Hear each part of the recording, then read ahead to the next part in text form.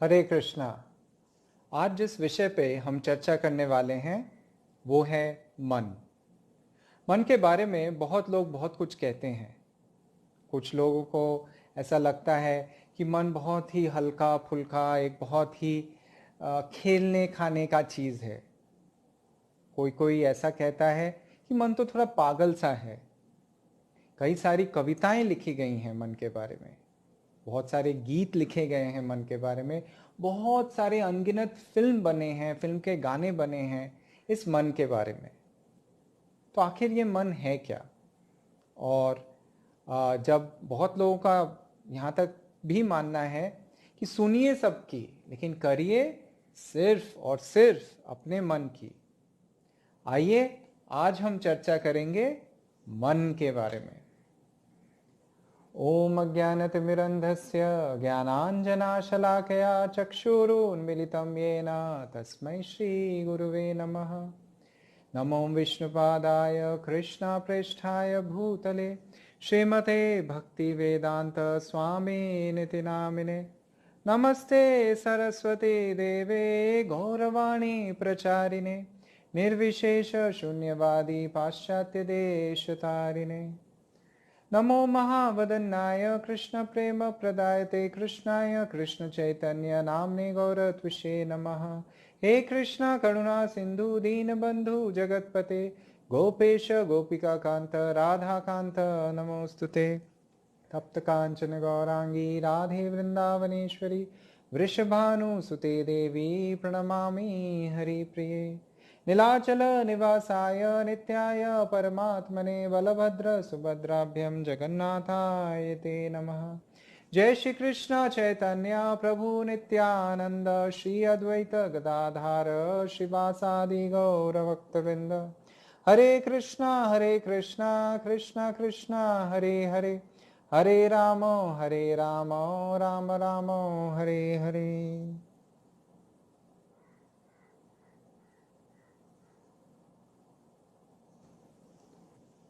जरा सोचिए कि लॉकडाउन का मौसम चल रहा है और घर में आप बिल्कुल अकेले हैं।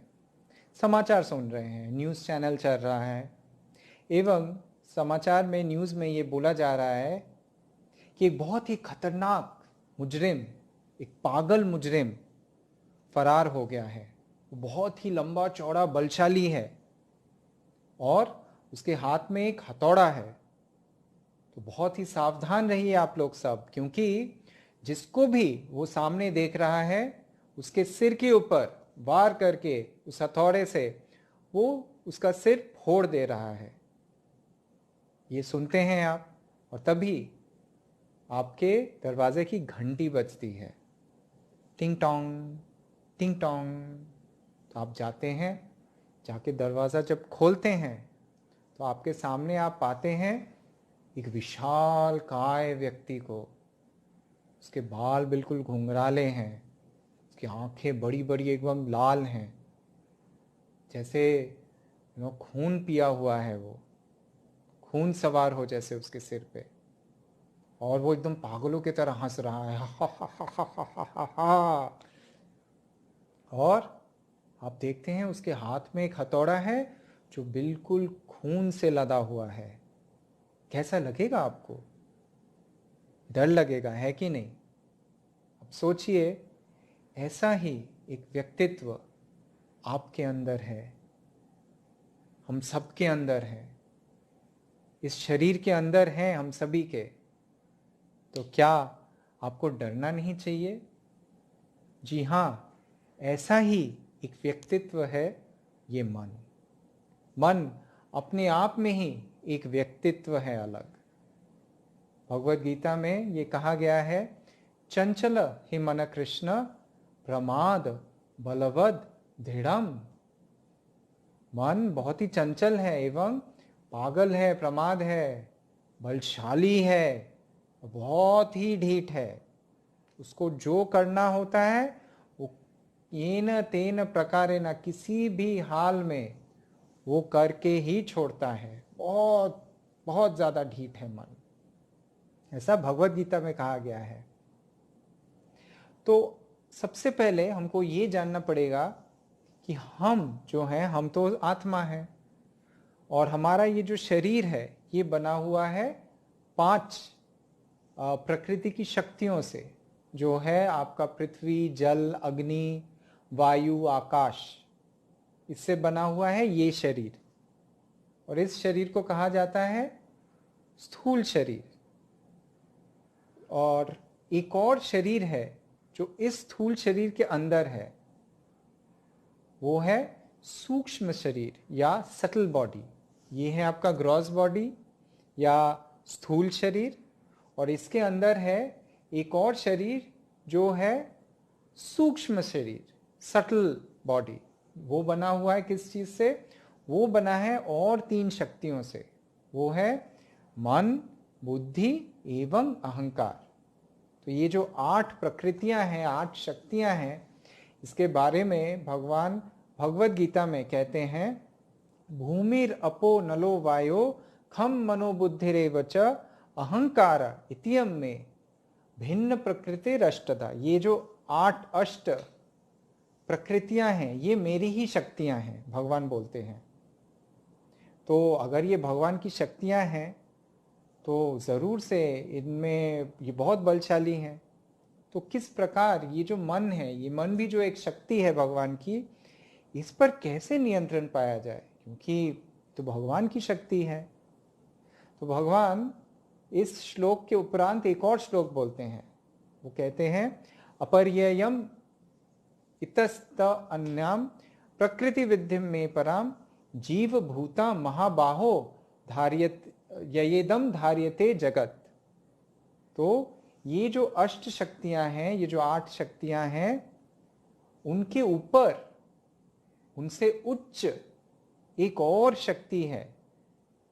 वो शक्ति क्या है? वो शक्ति है जीवात्मा, यानी हम। तो यही एक आशा है हम सब में कि हम, क्योंकि भगवान स्वयं बोलते हैं कि हम इन सारी शक्तियों से, इन सारी जड़ शक्तियों से ऊपर हैं, ऊपर के स्तर पे हैं, इसलिए इन पर नियंत्रण पाना हमारे बस में है अगर हम चाहें तो। लेकिन क्या होता है कि ये उतना आसान नहीं है। किस प्रकार हम ये सारी चीज़ों के ऊपर, इन सारी चीज़ों को नियंत्रित कर सकते हैं? तो कठोपनिषद में कहा गया है, हमारा ये जो शरीर है ये एक रथ के समान है, और हम जो आत्मा है वो इस रथ पे सवार है। और इस रथ का चालक कौन है? इस रथ का चालक है बुद्धि या इंटेलिजेंस। और हमारी जो इंद्रियां हैं वो है इस रथ के घोड़े के तरह। तो अब जो चालक है, जो बुद्धि है, वो इस घोड़े को नियंत्रित किस तरह करता है? उसके लगाम से। और वो लगाम क्या है? वो लगाम है मन। तो मन दरअसल वो लगाम है जिसके द्वारा बुद्धि से हम इस पूरे शरीर को इसके इंद्रियों के द्वारा नियंत्रित कर सकते हैं, नियंत्रित रख सकते हैं। पर क्या ये हो रहा है? ऐसा नहीं हो रहा है। क्यों नहीं हो रहा है? क्योंकि मन जो है, जो प्रमाद, बलवद, दृढ़म है, वो इन सारे चीजों के ऊपर हावी हो गया है। अपनी शक्ति से सारे चीजों को खुद नियंत्रित कर रहा है वो। जहां हम अपनी बुद्धि को बोलेंगे, बुद्धि, हे चालक, हे ड्राइवर, मुझे दाहिने तरफ जाना है, राइट साइड जाना है, राइट साइड लो, तो बुद्धि क्या करेगा? मन को इस तरह से नियंत्रित करेगा कि हमारी सारी इंद्रियां, जो घोड़े हैं, वो राइट साइड में घूम जाएंगे।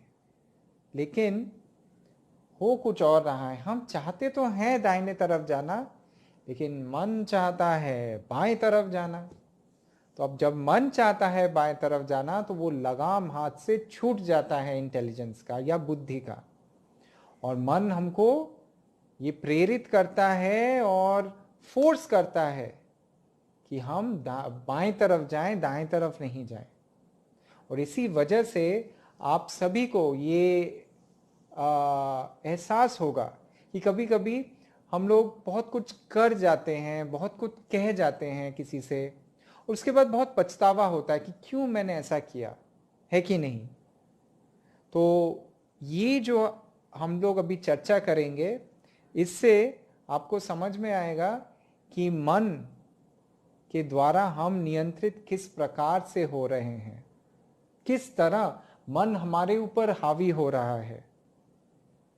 भगवत गीता में भगवान श्री कृष्ण बोलते हैं, धायतो विषयम पुंसाम संगस्तेषु उपजायते, संगात संजायते कामा, कामात क्रोध अभिजायते, क्रोधात भवति सम्मोह, सम्मोह स्मृति विभ्रमा, स्मृति भ्रंशात बुद्धिन्यासो, बुद्धिन्यासात प्रणश्यति। यानी धायतो विषयम पुंसाम संगस्तेषु उपजायते, सबसे पहले हम लोग क्या करते हैं, हम लोग किसी चीज को देखते हैं, पहले एक सुंदर चीज को देख रहे हैं, तो उसको देख रहे हैं, ठीक है, देख लिए, हमने देखा। अभी हमारा जो मन है वो हमको क्या बोलता है, देखो देखो देखो, फिर से देखो, कितना सुंदर है ना, देखो और देखो। हम लोग फिर से देखते हैं, फिर से देखते हैं, मन हमारा बोल रहा है देखो, हम नहीं करना चाहते, लेकिन हमारा मन हमसे करवा रहा है, वो बोल रहा है देखो देखो देखो देखो, और हम भी देख रहे हैं। देखते देखते फिर उसके बारे में हम लोग चिंतन करना चालू कर देते हैं कि सही में बहुत सुंदर है। एक गुलाब जामुन का उदाहरण ले लेते हैं। एक तो गुलाब जामुन का एकदम बड़ा सा कटोरा है, आप सोचिए किसी भी अनुष्ठान में गए हैं, वहाँ एक बड़े से एकदम पतीले में बहुत सारा गर्मा गर्म गुलाब जामुन आपको दिखा, और आपके लिए गुलाब जामुन खाना विष खाने के समान है, क्योंकि आपका पेट उसको पचा नहीं सकता। ये उदाहरण के तौर पे लेते हैं और इस चीज़ को समझते हैं कि मन किस तरह हमारे ऊपर हावी हो रहा है और होता है। तो मन पहले बोला देखो गुलाब जामुन, देखा, देखो फिर से देखो, फिर हम लोग उसके बारे में देखते हैं, सोचते हैं, और धीरे धीरे आकर्षण होता है। मन बोलता है कितना सुंदर लग रहा है ना, गर्मा गर्म, रसीला, मीठा, चलो चलो और देखो उसको। तो धीरे धीरे धीरे धीरे हमको आकर्षण होता है उसके तरफ, संग, आकर्षण, फिर क्या, काम उत्पन्न होता है हमारे हृदय में। काम कैसे उत्पन्न होता है, मन हमको बोलता है सुनो मुझे ये चाहिए, ये जो गुलाब जामुन तुम देख रहे हो, गर्मा गर्म रसीले गुलाब जामुन, ये गुलाब जामुन मुझे चाहिए। तो मन जब बोलता है कि गुलाब जामुन मुझे चाहिए, तब हम लोगों को क्या लगता है, मुझे गुलाब जामुन चाहिए। देखिए अंतर क्या है, मन बोल रहा है मुझे गुलाब जामुन चाहिए, और हम कैसे ले रहे हैं उसको, हम मन के साथ जुड़ जा रहे हैं। हमको लग रहा है हम ही तो मन है, मन हमारा हमारा मन बोल रहा है हमको, मन अलग है हमसे। मन हमको बोल रहा है मुझे गुलाब जामुन चाहिए, लेकिन हम सोच रहे हैं हमको गुलाब जामुन चाहिए। मन बोल रहा है मुझे ये गुलाब जामुन चाहिए किसी भी हाल में। वहां पे बहुत सारे लोग हैं, आप जा नहीं पा रहे, तो फिर क्या होता है, बहुत क्रोध उत्पन्न होता है। क्यों नहीं मैं जा पा रहा हूं, क्यों नहीं मैं खा पा रहा हूं ये गर्मा गर्म गुलाब जामुन। मन बोल रहा है जाओ जाओ खाओ उसको, ये तो मुझे चाहिए ही चाहिए, चलो टूट पड़ते हैं। फिर क्या होता है, क्रोध, क्रोध के बाद क्या होता है, हम माया से बिल्कुल ग्रस्त हो जाते हैं। माया से ग्रस्त हो जाना मतलब हम लोग बिल्कुल ये समझ नहीं पाते कि हमारे लिए क्या अच्छा है और क्या बुरा है।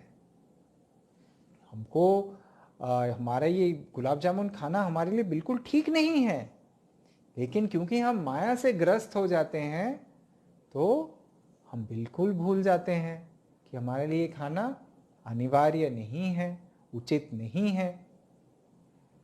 फिर क्या होता है, उसके बाद स्मृति विभ्रम हो जाता है। स्मृति ऐसी एक चीज है, स्मृति को बोल सकते हैं मेमोरी। तो आपको याद है कि पिछले बार भी एक अनुष्ठान में इस तरह से जब मैं गुलाब जामुन खाया था तो बहुत पेट में दर्द हुआ था, पूरी रात में सो नहीं पाया था, बहुत कष्ट हुआ था। और वो अगले दिन सुबह मैंने ये सोचा था अगली बार से मैं गुलाब जामुन की तरफ देखूंगा भी नहीं। ये स्मृति है।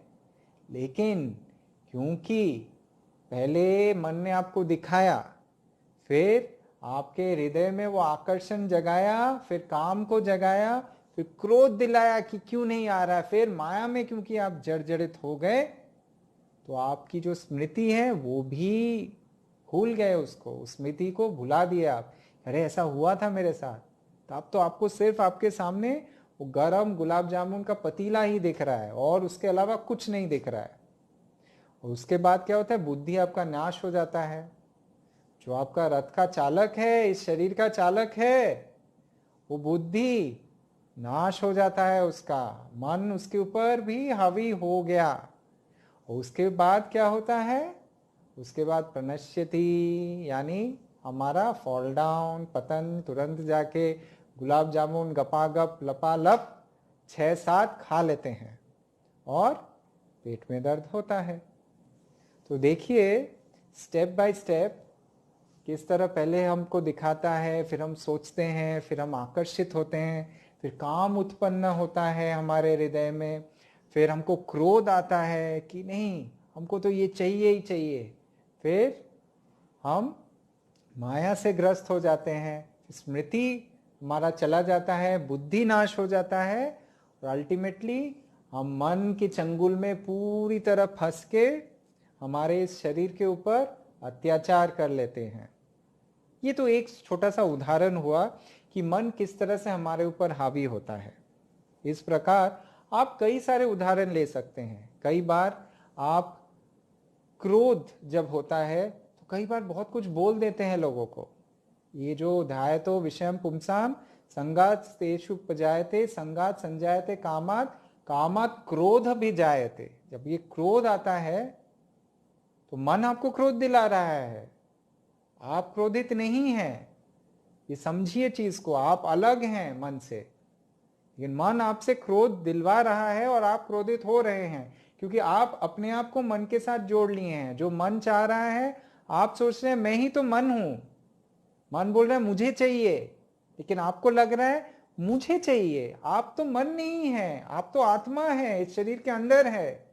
मन पहला तो ये स्थूल शरीर है, उसके बाद सूक्ष्म शरीर है, उसके बाद आप हैं। और मन जो है इस सूक्ष्म शरीर का एक अंश है, एक छोटा सा अंश है मन। मन, बुद्धि और अहंकार, ये 3 चीज से सूक्ष्म शरीर बना है। उसमें कैद हैं आप, और आप सोच रहे हैं कि मन और मैं एक ही हूं। तो इस प्रकार मन हम सभी के ऊपर हावी हो जाता है और हावी हो जाने के बाद ऐसी ऐसी बहुत सारी चीजें हमसे करवाता है जिसके वजह से हम बहुत ही ज्यादा विपद में पड़ जाते हैं या पड़ सकते भी हैं। तो अब मुझे बताइए, इतना कुछ सुनने के बाद हम लोग में से बहुत लोगों को मन के बारे में इतना पता नहीं था। हम लोग को लगता था कि कितनी सारी सुंदर सुंदर कविताएं लिखे हैं ना, कितने कवियों ने लिखा है मन के बारे में, कितने सारे फिल्म बने हैं। मन तो पागल है, दिल तो पागल है, पता नहीं क्या क्या बोल देते हैं लोग मन के बारे में। अब देखिए, मन शास्त्र के अनुसार है बलवान, दृढ़ और एकदम पागल।